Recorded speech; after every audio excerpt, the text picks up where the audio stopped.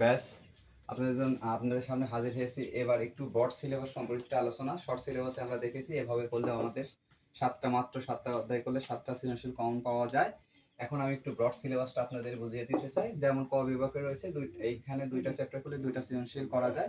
এখন যদি আমি বিস্তারিত করতে চাই তাহলে এর সাথে আরো কি কি করতে হবে। এর সাথে আরো রয়েছে আমার 3.1 থেকে 3.6, আরো রয়েছে বন্ধুরা 4.1 থেকে 4.3। এছাড়াও এখানে আরো কিছু অংশ রয়েছে, যেমন 11.1 থেকে 11.2। এছাড়াও রয়েছে 12.1 থেকে 12.4। এইখানে এতগুলা চ্যাপ্টার করে মাত্র আপনার সৃজনশীল থাকবে একটা। যদিও 3.1 থেকে 3.6 এবং 4.1 থেকে 4.3 এই কয়টা করলে বেশিরভাগ বছর একটা সৃজনশীল কমন পড়ে থাকে। তারপরেও বলা যায় না এখানে ক খরচের জন্য এগুলা থেকে টানতে পারে, তো আপনাদের ইচ্ছা। তো আমাদের এই 2টা চ্যাপ্টার করলে 2টা সৃজনশীল এবং এতগুলা অধ্যায় করলে একটা সৃজনশীল, এই মোট হবে 3টা সৃজনশীল। এছাড়াও আসি জ্যামিতিক অংশ। জ্যামিতিক অংশ কেউ যদি এর চেয়ে বিস্তারিত বেশি করতে চান তাহলে আপনাদের করতে হবে, যদিও 6 নম্বর অধ্যায় থেকে সৃজনশীল ওইভাবে হয় না, তারপরে বেসিকটা জেনে রাখলে ভালো। যেমন 6 অধ্যায় পুরোটা করতে হবে, 6.1, 6.2, 6.3 রয়েছে। এছাড়াও 7 অধ্যায় আছে, 7.1, 7.2।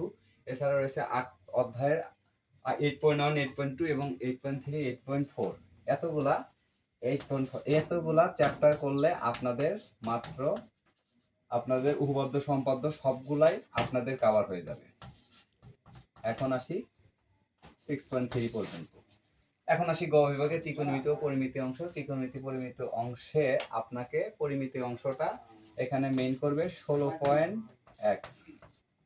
থেকে আপনার প্রায় 16.4 পর্যন্ত এতগুলো চ্যাপ্টার করতে হবে। এছাড়াও আপনাদের এর সাথে অ্যাডজাস্ট হতে পারে 15 নম্বর অধ্যায় এবং 14 নম্বর অধ্যায়।